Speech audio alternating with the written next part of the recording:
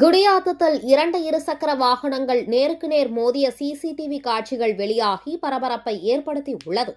வேலூர் மாவட்டம் குடியாத்தம் காளியம்பட்டி சீனிவாசன் நகர் பகுதியைச் சேர்ந்த வினயா தனியார் பள்ளியில் 10ஆம் வகுப்பு படித்து வருகிறார்.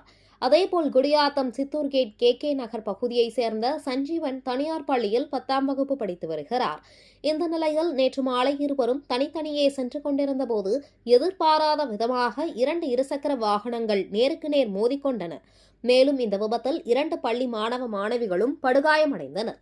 தகவல் அறிந்து சம்பவ இடத்திற்கு வந்த காவல்துறையினர் இருவரையும் மீட்டு குடியாத்தம் அரசு மருத்துவமனையில் சிகிச்சைக்காக அனுமதிக்கப்பட்டனர். மேலும் இருவரும் நேருக்கு நேர் இருசக்கர வாகனத்தில் மோதிக்கொண்ட சிசிடிவி காட்சிகள் வெளியாகி பரபரப்பை ஏற்படுத்தியுள்ளது.